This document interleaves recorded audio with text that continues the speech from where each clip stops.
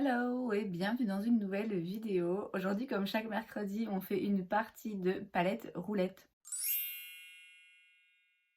Je rappelle le principe, je choisis une palette, j'inscris le nom de toutes les teintes sur des petits papiers que je mets ici dans une boîte.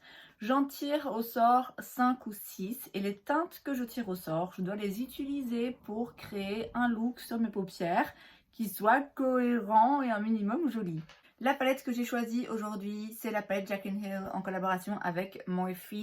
C'est principalement des neutres, hein. Alors il y a quelques petits pop de couleurs ci et là, mais principalement on est sur des teintes chaudes et relativement faciles à utiliser et à accorder. Après ça reste un jeu de hasard, donc clairement c'est toujours un petit peu qui tout double. Je peux avoir beaucoup de chance et me retrouver avec des couleurs qui s'accordent bien, comme c'est le cas de toute façon de toutes les couleurs quasiment de cette palette, et avoir juste un petit peu de lumineux, et voilà, avoir quelque chose qui soit cohérent, et qui soit simple et facile à faire. Bon, je peux très bien aussi avoir une teinte qui vient un petit peu compliquer le truc, ou par exemple me retrouver avec 4 fards lumineux ou un mat, ou alors des fards mat qui sont très ressemblants en termes de couleur et d'intensité, auquel cas, bon, ça risque de pas donner quelque chose de très intéressant. Mais bon, c'est le but du jeu, c'est toujours le but du jeu avec une palette roulette. C'est vraiment voilà, le hasard qui va décider de mon look aujourd'hui. Et donc, je vous l'ai montré, j'ai mis tous les petits papiers. Il y a 35 teintes, donc ça m'a pris un petit temps. J'ai mis tous les papiers avec les noms des teintes dans une boîte et je vais en tirer au sort 5 dans un premier temps. Après, on verra si j'ai besoin d'un petit joker. La première teinte que je tire, c'est la teinte Chip. Et c'est ce fard marron foncé juste là. La deuxième teinte que je tire, c'est la teinte Queen. Il s'agit d'un fard métallique doré un peu foncé. Donc ok, pour le moment, clairement rien de bien dramatique. On tire une troisième teinte, c'est la teinte Diva. Oh mince, je crois que celle-là... Ouais, bon, ça va encore. C'est un vert ici un petit peu métallique. Bon, ça reste... ça va, il y a moyen quand même de l'intégrer avec des neutres, hein, ça risque de pas être trop compliqué. Ensuite, une quatrième teinte, c'est la teinte Abyss. Et là, c'est le noir. Alors un noir, en soi, c'est pas un souci parce que je peux l'utiliser bêtement en liner. Mais là, j'ai 4 teintes et une petite teinte de transition, une teinte un petit peu plus claire, ça ferait pas de mal. Donc là, je tire la teinte Creamsicle et il s'agit du... C'est un peu un beige jaune moutarde là.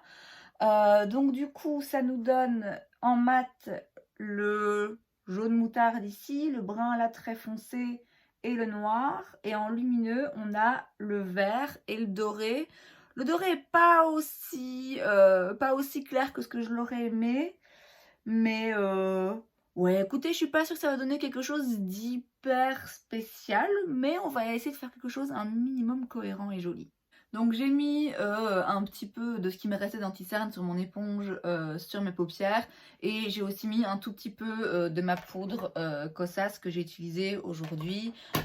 Juste, voilà, dans le cas où je tire des fards un petit peu intenses pour pas que ça accroche trop. Donc pour avoir plus facile à estomper tout ça. Et donc je vais commencer avec un pinceau Sigma, c'est le E40. Et je vais aller dans la teinte Creamsicle qui est donc le mat le plus clair finalement que j'ai tiré. J'en mets sur le pinceau, je tapote un peu et je viens le mettre en creux de paupière et je le remonte un petit peu hein, au-dessus du creux de paupière, comme je le dis à chaque fois. Moi j'ai les paupières quand même très creusées, donc je viens toujours en mettre un petit peu au-dessus pour que la couleur se voit quand même. Donc on a une première base de couleur, une première transition si vous voulez, qui se voit mais qui reste quand même légère. Je pense que je vais rester dans le même pinceau dans un premier temps pour pas y aller trop fort en pigment. Et je vais prendre la teinte Chip qui est donc ici un marron foncé quand même un peu froid. Hein. Je tapote bien mon pinceau parce que je l'ai dit, je veux vraiment y aller doucement dans un premier temps. Et donc là, je vais venir le concentrer plutôt dans le creux de paupière et le coin externe. Donc je reste, on va dire, vers la deuxième moitié là de l'œil. Je reprends un petit peu de la première teinte plutôt jaune, toujours avec le même pinceau. Et là, je vais petit à petit les mélanger et les construire. Je repasse dans la teinte Cheap, donc le plus foncé, toujours avec le même pinceau. Là, je vais aller accentuer un petit peu le coin externe, mais quand même toujours pas trop. Et je remonte un tout petit peu. Je vais prendre maintenant un pinceau MAC, c'est le 217S. Je reste dans la teinte Cheap, mais là, je vais prendre la teinte un petit peu plus, de façon un petit peu plus intense en fait. Je vais plutôt faire une pose à plat, mais toujours vers le coin externe.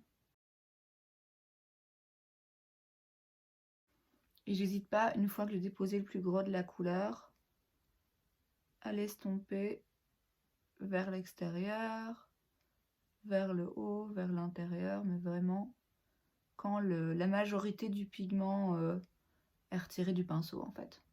Donc pour la base mat, c'est terminé pour le moment. Donc on va aller vers la teinte Diva, qui est donc un vert métallique, qui est très joli hein, en soi, mais c'est pas forcément ce genre de couleur que j'aurais pris. Mais enfin bon, c'est la règle du jeu. Et donc là, je le prends au doigt et je vais le déposer sur le centre.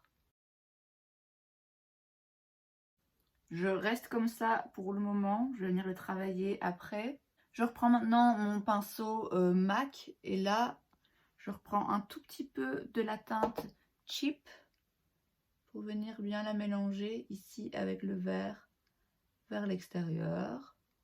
Et j'hésite pas à repasser par-dessus ici dans le creux de paupière. Toujours avec le même pinceau, je prends un petit peu de la teinte Diva du même côté, hein, on s'en fiche, c'est juste pour qu'il n'y ait pas de démarcation en fait entre les deux teintes, qu'elles se mélangent bien. Et donc là, je fais pareil, je repasse un petit peu par-dessus le brun. Et comme ça, on n'a pas une démarcation bien nette et on a deux teintes qui se mélangent relativement bien. Maintenant, je vais prendre la teinte Queen, donc c'est le doré juste ici. Je vais essayer d'abord à sec. Je prends un pinceau Sigma, c'est le E55. On va voir comment ça se prélève. Et je vais venir le mettre ici sur le premier tiers de la paupière mobile. Ça se prélève assez bien. J'ai pas envie d'y aller au doigt parce que je pourrais pas être aussi précise. Et j'ai pas envie de mouiller le pinceau parce que je veux pouvoir bien mélanger la teinte dorée avec le vert par la suite. Donc, maintenant que j'ai mis sur le premier tiers, je reprends donc toujours le fard doré et je vais venir le superposer un peu ici au vert. J'hésite pas à bien remonter aussi. J'essaye de les mélanger. Et quand il reste presque plus rien, je vais pas sur tout le vert, mais quand même finalement sur une grande partie pour vraiment avoir un bon fondu. Et pour venir aussi atténuer un tout petit peu le vert avec le doré. Donc voilà ce que ça donne.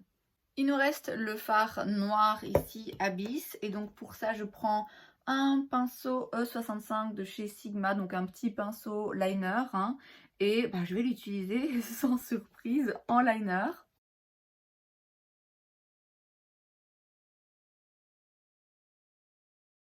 Donc je reste très proche de mon ras de cils. Je vais aussi aller un petit peu en dessous, même si c'est pas très agréable. Et je m'arrête un petit peu avant la moitié de l'œil, on va dire.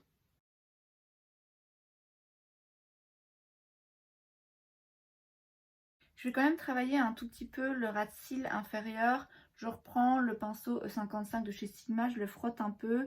Je reprends la teinte Cheap. J'essaye d'y aller doucement de nouveau. Et donc là, je mets en coin externe, mais au niveau inférieur. Et je viens le faire rejoindre au niveau supérieur. Et avec le même pinceau, pareil, hein, que je retourne et que je frotte un petit peu, je reprends la teinte Queen pour venir en mettre juste ici. Pas trop vers le coin interne parce qu'elle n'est pas non plus assez claire pour vraiment bien aller illuminer. Donc c'est vraiment juste histoire de mettre un petit peu de teinte dorée là en dessous de l'œil. Je vais mettre du crayon et du mascara et je reviens juste après. Et voilà donc le résultat final, le look terminé avec les 5 teintes tirées au sort. Mais écoutez, je suis assez contente finalement. C'est un petit peu plus intense que ce que j'avais en tête. Je vous dis aujourd'hui, de base, je voulais vraiment faire un petit truc simple et rapide. Donc c'est un petit peu plus smoky, on va dire, que ce que j'avais pensé de prime abord. Maintenant, je trouve que finalement, les teintes se mélangent bien et c'est assez cohérent au final. C'est pas forcément des teintes que j'aurais mélangées ensemble. C'est-à-dire que si j'avais voulu utiliser le vert, je serais vraiment restée vers le vert et après avec des teintes neutres pour l'estomper. Et si j'avais voulu utiliser du doré, bah, je serais pareil restée vers les dorés et les bruns, vous voyez. Donc j'aurais pas forcément combiné cette teinte jaune avec cette teinte verte, mais finalement en fait ça va très bien et c'est cohérent parce que le jaune finalement rappelle un petit peu ce doré ici, le brun il m'a servi à vraiment approfondir. Le noir, ben voilà, un noir, franchement, dans le pire des cas, en liner, et c'est très bien comme ça. C'est d'ailleurs ce que j'ai fait aujourd'hui. Donc assez contente du résultat. Je trouve que les teintes se marient bien entre elles se fondent bien entre elles. Donc, je trouve que c'est une réussite. Et c'est donc tout pour cette vidéo. J'espère que ça vous a plu. Si c'est le cas, n'hésitez pas à laisser un like. Vous pouvez aussi vous abonner à ma chaîne parce que c'est gratuit, donc pourquoi pas. Et moi, je vous vois la prochaine fois. Bye!